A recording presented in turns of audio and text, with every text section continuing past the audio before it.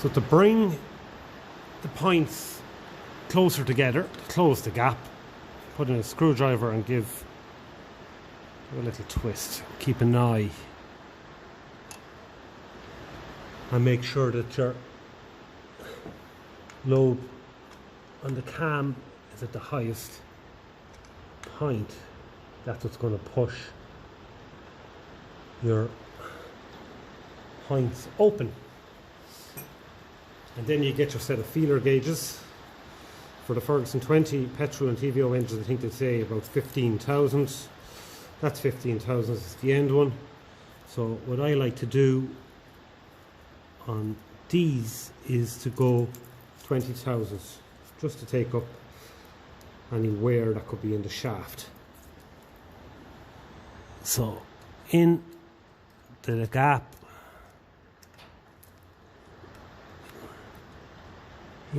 see if I have a bit of drag. I might try and move this torch a little bit closer, to this lamp a little bit closer. That's a bit better. So do I have a bit of a drag on that? So they're still a little bit too wide. So close the gap a bit more. Still a little bit wide. So let's make sure these are loosened fully. Yeah. Same crack. This is what you need to spend the time doing. There's a nice little drag on that there. I'm going to keep that gap pressed as I just nip the screw a little bit. So I find when you tighten these, what you've set often goes off. Now, so twist. So again, it's just a little bit too big. That's what I always find with these. It's like when you tighten them, they move with the screw.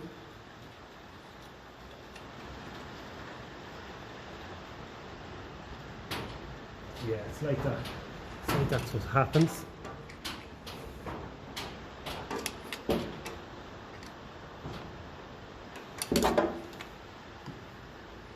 Just a nice bit of drag on it there. But of course, I keep forgetting I have to turn the lobe to the highest point. I prefer to do that myself by hand. Let's see what that's like now, onto the highest point. And it's still too wide.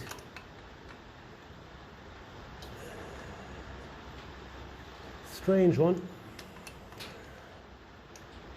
Tighten it in.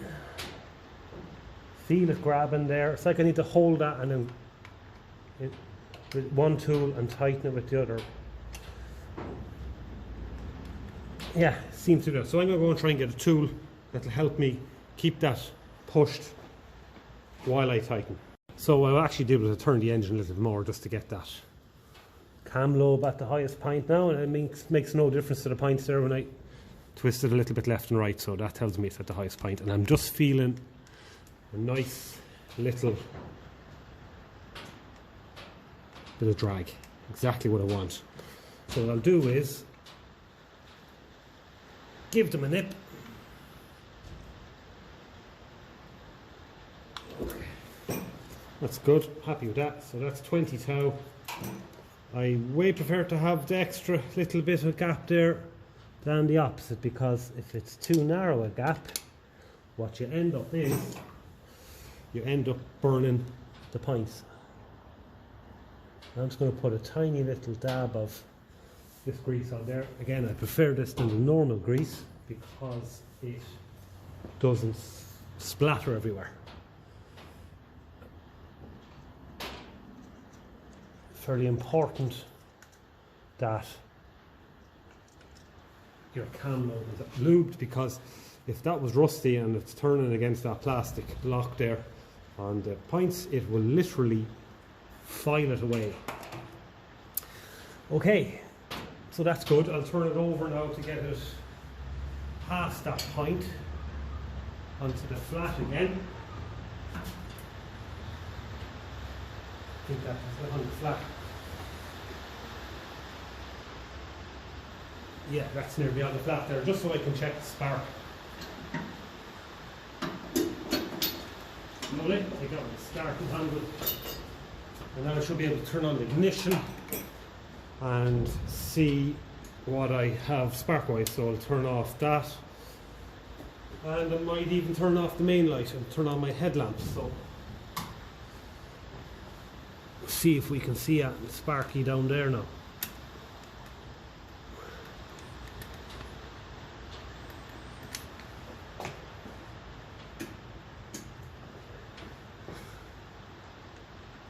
Not a thing. Okay, I'm after doing something wrong. Not a good one. Now, so I will go and investigate, see what I did wrong, and I'll get back if I can find any results. See what went wrong. I'm after hooking them the wrong side of that bolt. They need to go to the other side of that insulator, as I checked there with the multimeter. So I'm going to go ahead and do that. Again, these are the little things you're just going to run into. Very easy mistake to make. So out with there and on the other side. Up and out and over. Something like that. That should do it now. And I can tighten everything back up.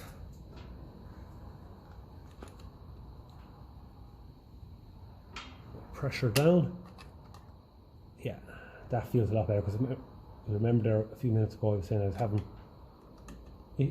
kind of doubts about whether the brackets were actually making contact with that bolt, and now I see why.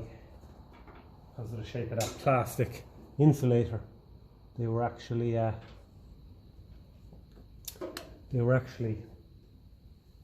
getting insulated. The shape had kind of a round bit on it, and I think they were sitting up on that. So now we can make sure they're both pushed down, fully making contact with that brass bolt. I can tighten that in. Now the square head of that bolt is contacting. So that should be it. Hopefully. Now, this washer probably isn't really needed, but that'll just stop the two nuts from butting up against each other. I think it was there already, so again, it's just functioning as a lock nut. Now, I've cleaned this up as well with the file. Oh, so that goes behind it, I suppose. That goes behind it. Yeah, the ringlet thing that I put there. There's the key in the door of the shed, blowing in the wind, so I will go and take that out because it's annoying me. Now that we're that bit closer to the door. As soon as I get that threaded. Always easier than it seems sometimes. Yeah, the distributor cap, I probably should have removed it.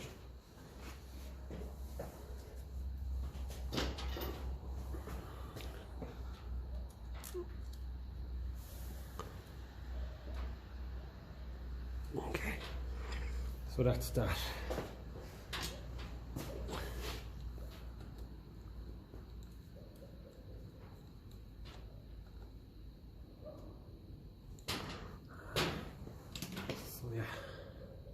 That sorted.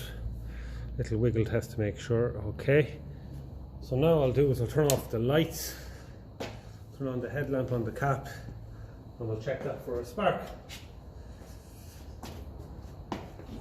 Now I'll try and keep the points into darkness as soon as I get my screwdriver lined up.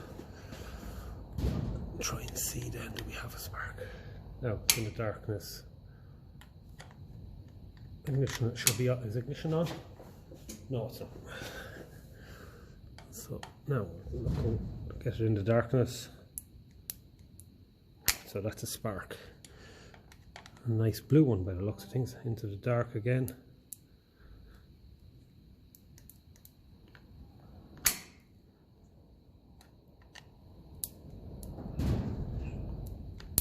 Yeah, so you can see that, you can hear it. So back on with the lights. I'm happy that that should be sorted. Okay, anything else we need to look at in there? There's a bit of grease on the lobe. Make sure the ignition's off. Make sure that's rubbing the, it's not rubbing the condenser.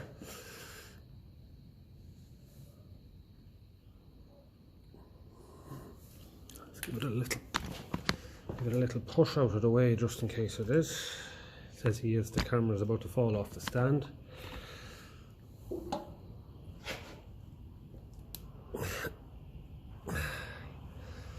Make sure it's not that it'll make a whole lot of difference, it's dirted anyway. So that is that. So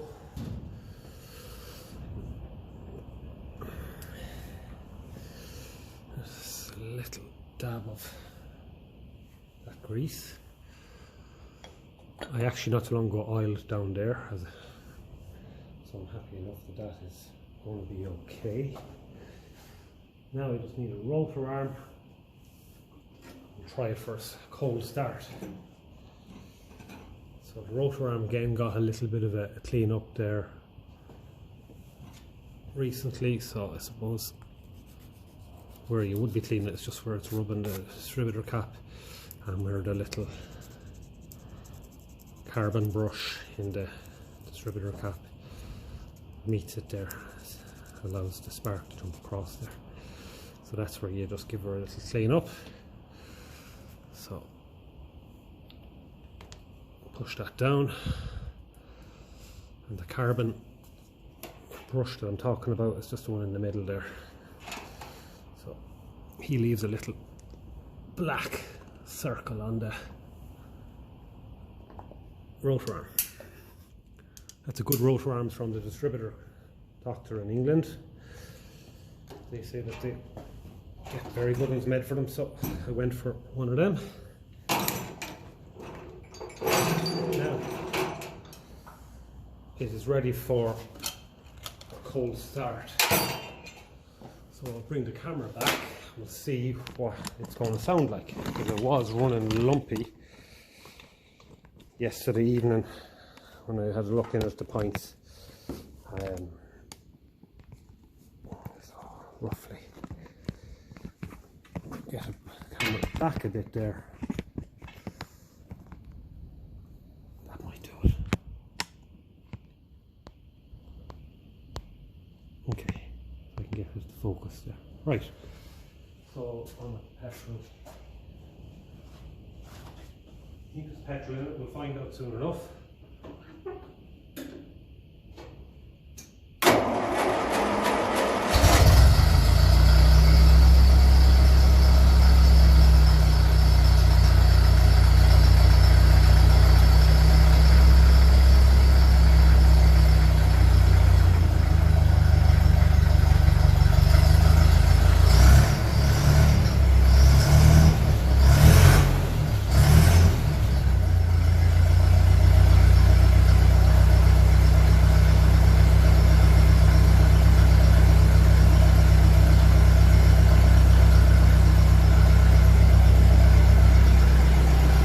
Now, it's definitely firing on all cylinders, that's for sure.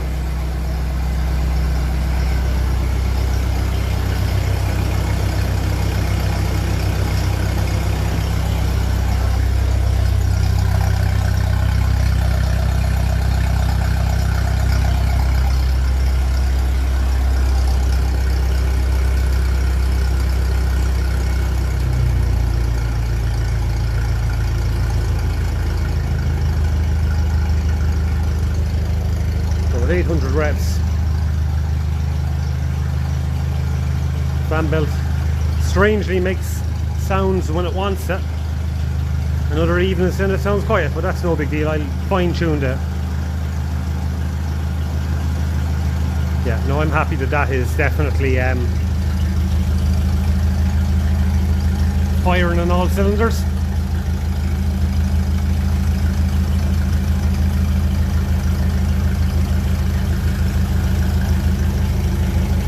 Yeah.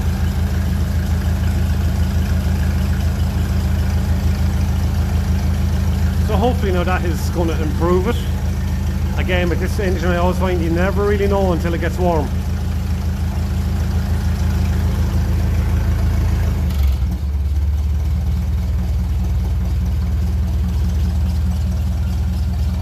Jesus, that fan belt is really starting to make a bit of racket again.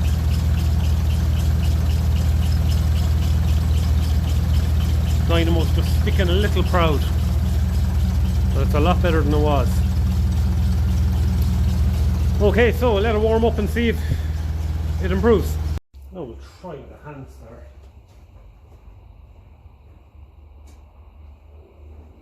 Engine's warm, so it should just be a matter of tapping it over once.